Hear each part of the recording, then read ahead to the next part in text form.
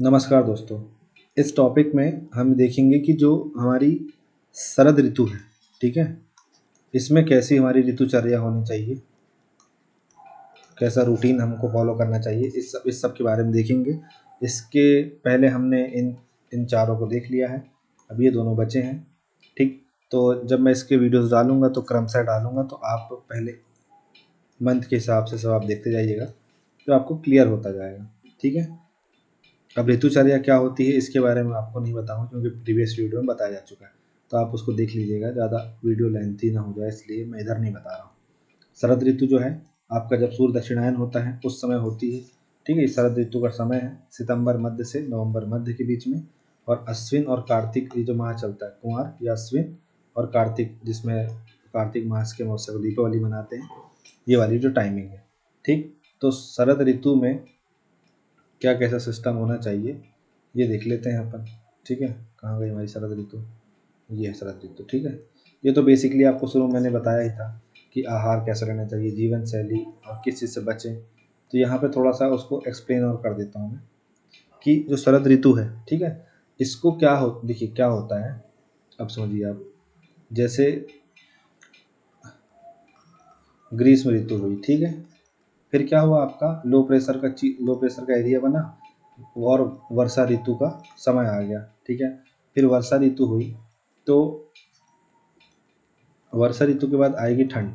लेकिन अच्छा देखिए, इसको और अच्छे से मैं समझाता हूँ आपको। कहाँ पे समझाऊँ, यहाँ पे समझा देता हूँ। देखिए यहाँ पे आपका क्या हुआ, जैसे ये गर्मी थी, ठीक है, अब ये यहाँ पे वर्षा आई, फिर यहाँ पे आपकी शरद आई, ठीक है। फिर इसके बाद यहाँ पे आप शरद ऋतु के बाद आपकी हेमंत ऋतु आई, फिर हेमंत ऋतु के बाद आपकी यहाँ पे इसको इधर लिख देता हूँ मैं, शिशिर ऋतु आई, और शिशिर के बाद यहाँ पे वसंत ऋतु आई, ठीक है। अब इसको क्या बोलते हैं वसंत को, ये है समर ऑटम, ठीक, ये है समर ऑटम, ये है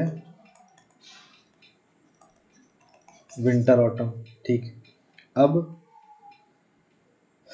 जो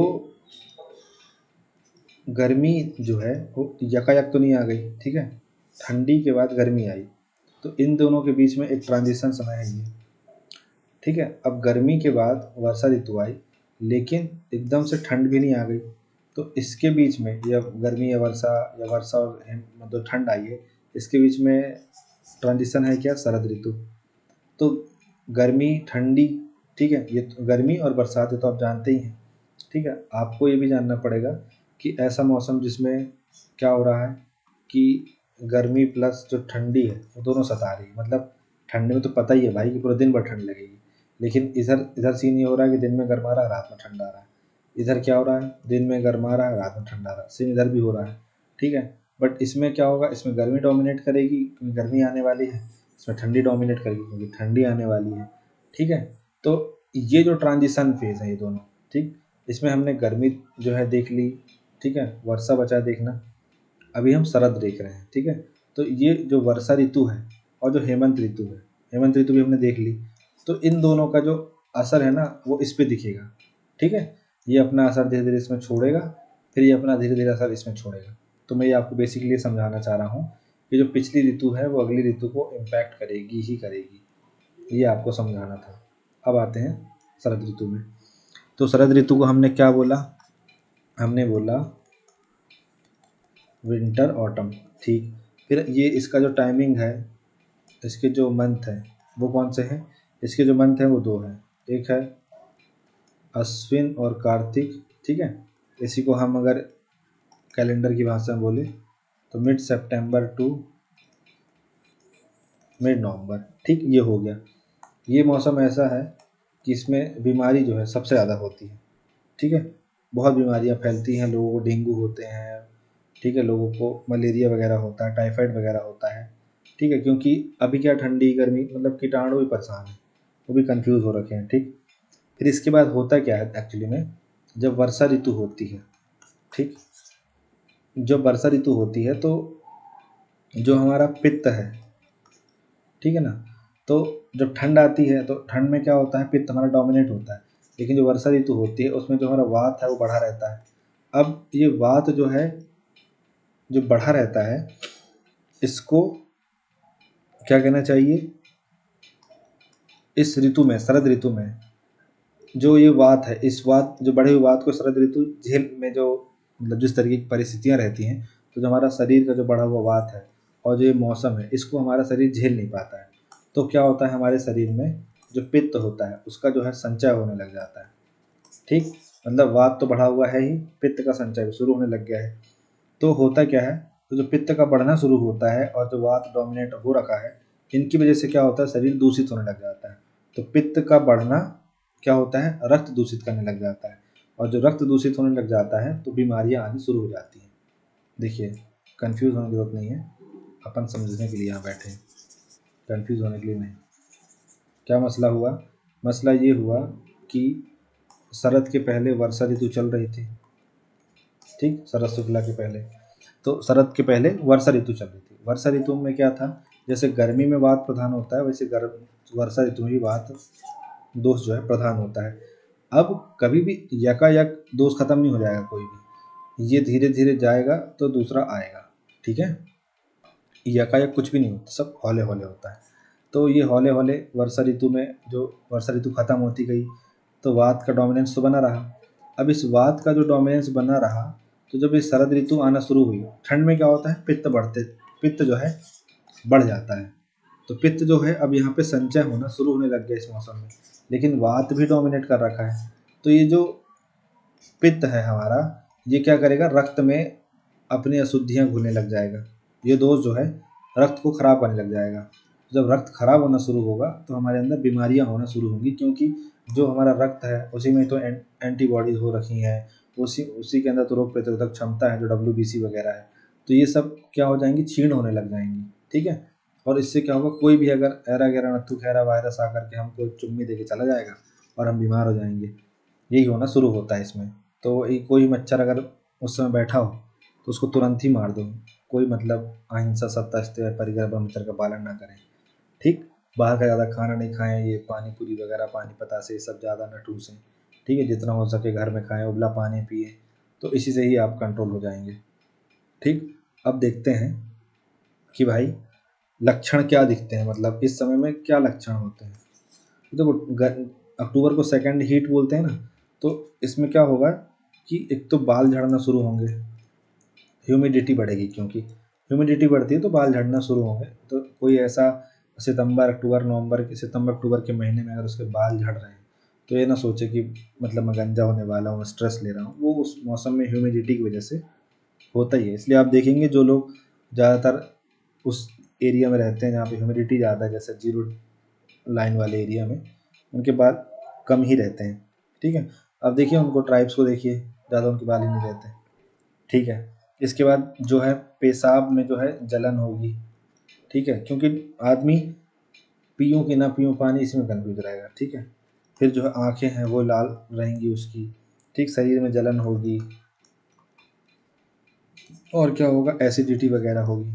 ठीक है, काम शुरू सिर्फ 6 सेकंड में। अब भाई साहब उस बंदे को क्या खाना पीना चाहिए, ये देख लेते हैं एक बार। तो शरद ऋतु में, ये आप समझ के, मैं इसको थोड़ा सा इरेज कर देता हूँ। ठीक है,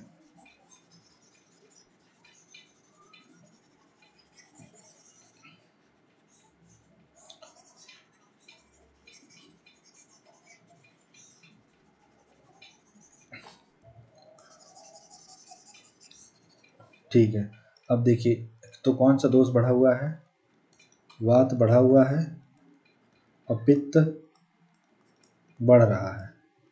ठीक है, वात प्रधान है, पित्त बढ़ रहा है, ये चीज़ है।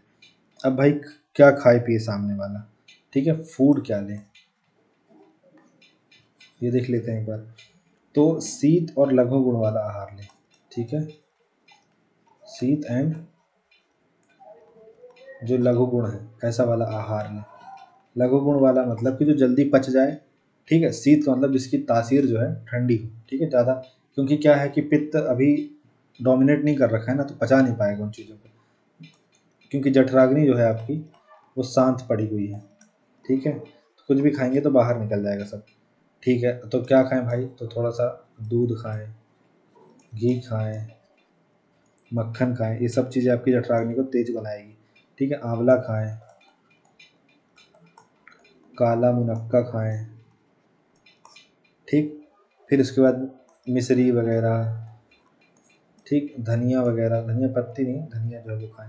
ठीक है, और भोजन जो है ना, भोजन वो कम खाएं, क्योंकि ज़्यादा खाएंगे तो पचाने के लिए जठराग्नि भी चाहिए।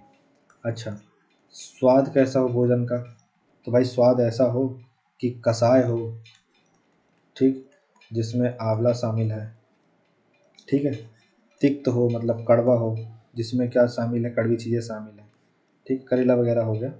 और मीठा हो मतलब कि जिसमें आपका मिश्री वगैरह, गुड़ वगैरह, ऐसी कुछ चीज़ें शामिल हो। ठीक है, अब जो अनाज है वो किस टाइप का अनाज लें?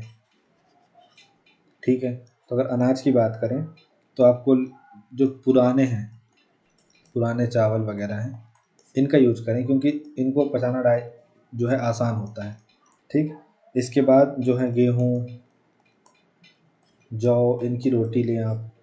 इसके अलावा और क्या खा सकते हैं आप? तो आप मूंग की दाल और मसूर की दाल, ये सब चीज़ें खाएं। इसके अलावा जो सब्जियां हैं, तो आप कैसी सब्जी का सेवन करें? आप ऐसी सब्जियों का सेवन करें जैसे जिसमें जैसे करेला हो गया, ठीक है, परवल हो गया, आपका लौकी हो गया। ठीक है, फिर जो फल हैं तो अंगूर, नारियल, ठीक है, नारियल पानी जो है, ये सब चीज़ें खाएं आप। ठीक है, इसमें जो तेल है तो आप जो सरसों है, ठीक है, और जो तिल है इसको अवॉइड करें। फिर जो नारियल है, ठीक है, इसके तेल को आप ध्यान दें, मतलब जो नारियल तेल है ना इसका सेवन करें आप। नारियल तेल को जो है इससे सब्जी बनाई जाए ऐसा। ठीक है, इसके अलावा और अगले इधर पे लिख लेते हैं कुछ। ठीक है, मैं इसको हटा देता हूँ। तो जैसे और मतलब हम क्या किस ऋतु के बारे में देख रहे हैं? शरद ऋतु के बारे में। तो इसमें अगर जैसे मान लीजिए आपको कुछ हो जाता है तो आप पंचकर्म जो है अगर ये करवाना चाहते हैं तो आपको विरेचन जो है ये करवाना चाहिए। ठीक है, और रक्त मोक्षण जो है ये कराना चाहिए।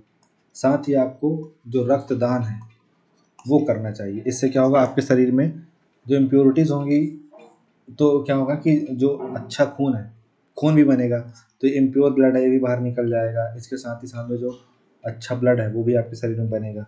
इसके अलावा जो व्यायाम है उसके बारे में क्या बोला गया है? ठीक है, ये बोला गया है कि कम करें। क्यों कम करें? क्योंकि भाई साहब ये ह्यूमिडिटी का समय है, इसमें क्या होगा आपके शरीर से पसीना नहीं निकलेगा। ठीक है, तो आप मान लीजिए क्योंकि ह्यूमिडिटी है, रिलेटिव ह्यूमिडिटी 100% है। ठीक है, 100% रिलेटिव ह्यूमिडिटी है तो मतलब कुछ भी क्या होगा, एवेपोरेशन नहीं होगा, कहीं से भी क्या होगा, पसीना या पानी की बूंदें कुछ भी ऑब्जर्व नहीं होंगी, एब्जॉर्ब नहीं होंगी। इस वजह से क्या होगा कि आपके शरीर से पसीना ही नहीं निकलेगा। आप मतलब आप कितना भी कुछ कर लें, थक जाएँ, कुछ दौड़ धूप कर लें, बड़ी मुश्किल से पसीना निकलेगा। तो इससे क्या होगा, अगर पसीना नहीं निकलेगा तो स्ट्रोक हो सकता है आपको। ठीक है, आपको स्ट्रोक आ सकता है, तो आप मर मुरा सकते हैं, तो इसलिए व्यायाम ना करें। ठीक है, इसके अलावा रात में क्या करें, टहलें। ठीक है, इसके अलावा और क्या करें आप, और शीतल जो चीज़ें हैं, ठीक है, उनका लेप लगाएं, जैसे कि चंदन एक्सेट्रा, मुल्तानी मिट्टी वगैरह, इन सब चीज़ों का लेप लगाएं बढ़िया। ठीक, अब क्या ना खाएं? ठीक है, मेरे को तो ऐसा लग रहा है मैं आयुर्वेदिक डॉक्टर बन गया हूँ। ठीक है, तो क्या नहीं खाएं? तो भाई ड्राई फ्रूट्स नहीं खाएं। ठीक है, क्यों नहीं खाएं? इनको पचाने में ज़्यादा ऊर्जा लगती है, जठराग्नि कमज़ोर है तो नहीं पचा पाएगी, सब बाहर निकल जाएगा।